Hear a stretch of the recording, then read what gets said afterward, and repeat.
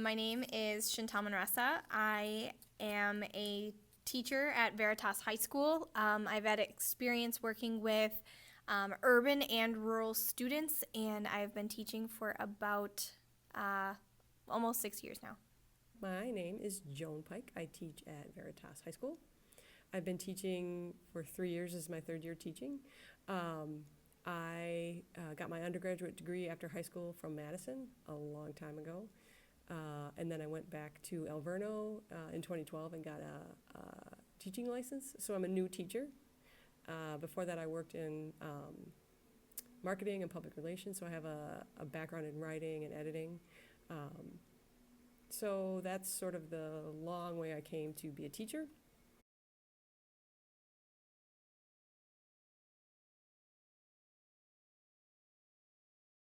As far as censorship goes, I think as an English teacher, I think it definitely limits the information that we can give to students, but it also limits the type of conversations sometimes that we can have with them about the books that we're teaching.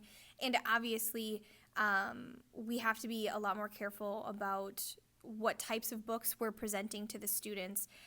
But at the same time, I'm not a parent, but to a certain extent, I can understand the fear that a lot of parents have about some stranger, teaching their students about their kids about topics that maybe they're not comfortable with, or they don't feel it's my job as a teacher to be talking with them about.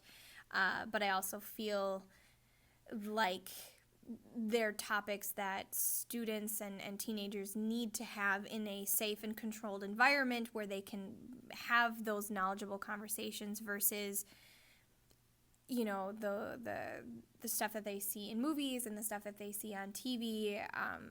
In the English classroom, it's much more structured, and so I guess I see both sides. But as an English teacher, it definitely can limit my effectiveness sometimes, if I'm constantly worried about how a parent or administration will interpret what it is I'm doing in the classroom.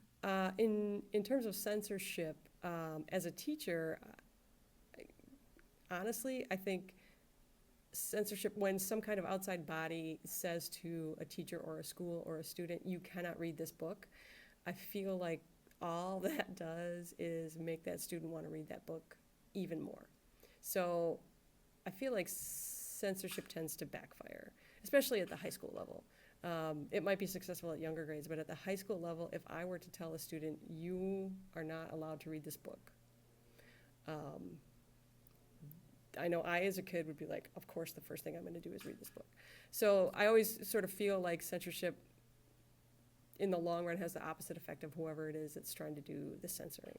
And I've been fortunate. I haven't had censorship affect my lesson plans. I have a lot of leeway, a lot of freedom in terms of what books I teach. No one has ever told me, no, you can't teach this book or that book. So I've been fortunate that way.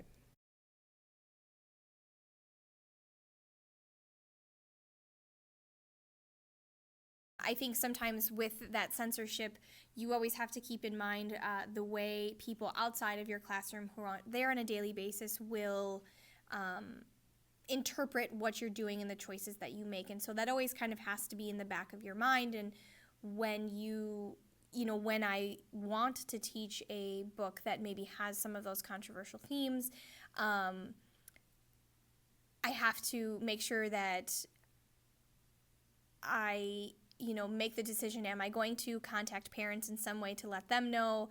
And if I do, then I'm kind of opening myself up to criticism, either in the classroom level or them going to administration. And so I also have to get kind of permission, if you will, from my administrator, just saying, hey, I just wanted to let you know this is a book I want to teach. These are kind of the topics that I would like to, or that, are considered controversial. But at the same time, I think because of the school that I work at right now,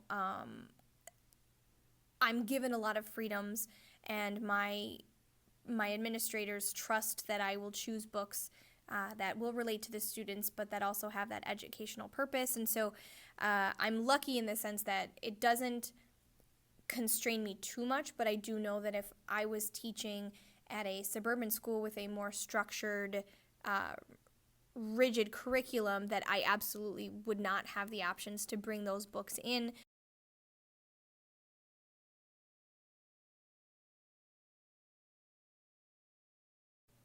In terms of controversial books that I've used in the past, almost, I think every single book that I teach as a whole class book has been banned at some point. The Scarlet Letter has been banned, Death of a Salesman has been banned, Huckleberry Finn has been banned multiple times.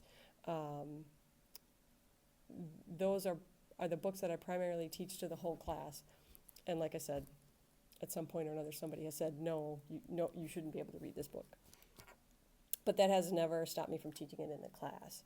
And then in terms of how censorship, the effect it has on students' knowledge, I think that if an outside group, parents or a school district or some other outside organization is telling a teacher you cannot teach this book, I think that's really depriving kids of the chance to see the world through somebody else's eyes. And that can only lead to empathy, that can only lead to better understanding. So even a book like The Adventures of Huckleberry Finn, which it deals with racism, it deals with it satirically, which can be hard for high school students to really appreciate fully. It deals with topics that are important to talk about and to think about. The use of the N-word, for example. So, like, had my students not had that opportunity, they might still have a more limited view of the world and how language affects people, I hope.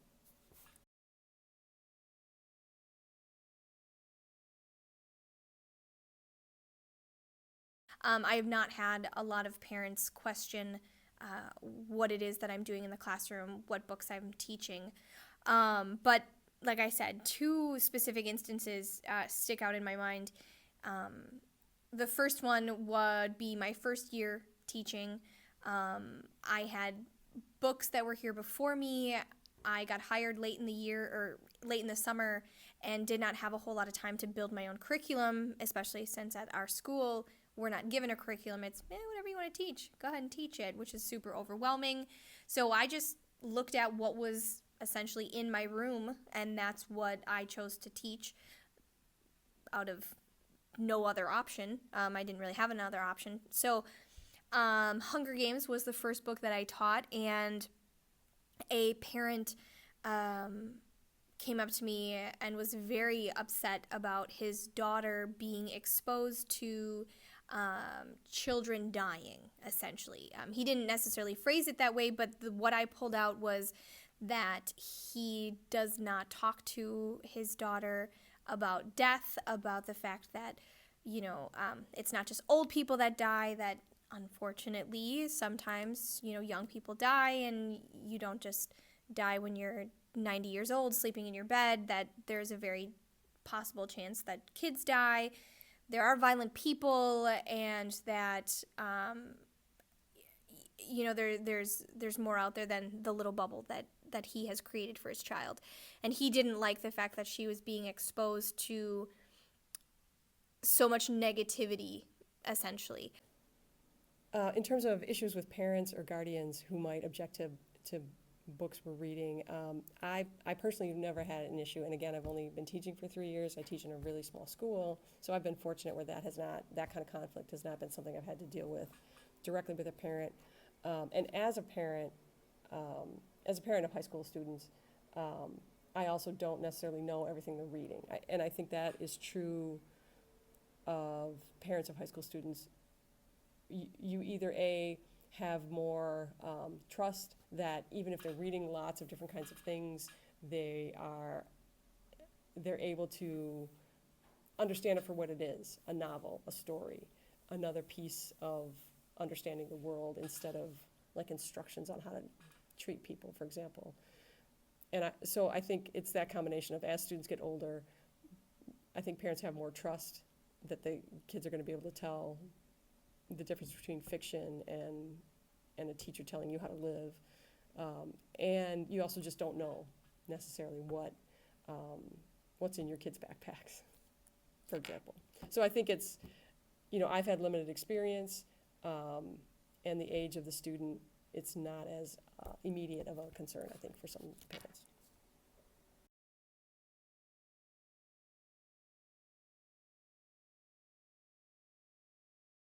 One thing that I've found is that, again, because I teach in an urban setting, the students, I find that the students, the majority of them, have been exposed to things that I have never even been exposed to, and potentially will never be exposed to. They come from families, they come from homes, they come from neighborhoods in which they are exposed to things I cannot comprehend. And so I found that sometimes with these controversial books, a lot of the kids don't find the topics that taboo or that bad, if you will. And so I find that if I start off teaching Diary of a Part-Time Indian and say, so just so you know, there's going to be moments in the book where we're going to talk about, that are going to talk about this 14-year-old young man exploring his body and his girlfriend and this, they fixate on that and they don't pay attention to anything else. And with Of Mice and Men, they fixate on, someone, he's going to kill somebody, blah, blah, blah, like, this guy's so stupid. Well, that's not what the whole book is about. And so I let the thing happen, and then we talk about it after the fact. Because I find that sometimes it's not even something that the kids found to be that bad.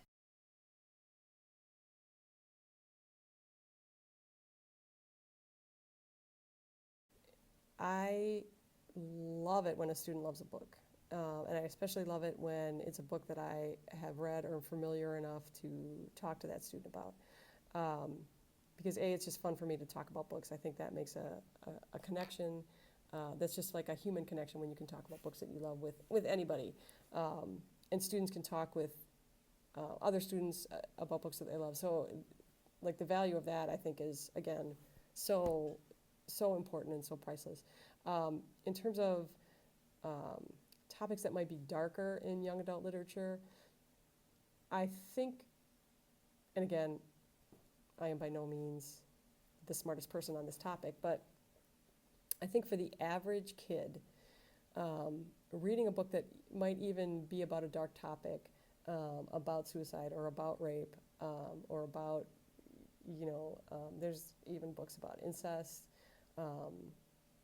about sexual identity, about all those kinds of things. I think that those books, again, the average kid is going to see that as almost as an affirmation that you can have these questions, or you can go through these experiences and survive and still be human,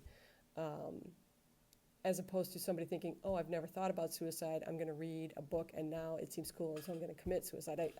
I just don't think that happens to the average person. And again, there's always exceptions to the rule, but I don't think that keeping difficult topics from teens is ever the smart way to go, because they are dealing with suicide.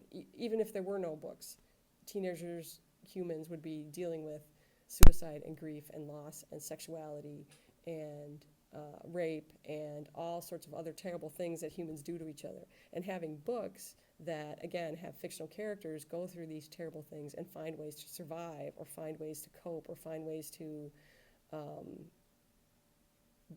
make sense of it somehow, I think, again, is so valuable. I feel like I keep saying that. I don't think you want to take that away from teens.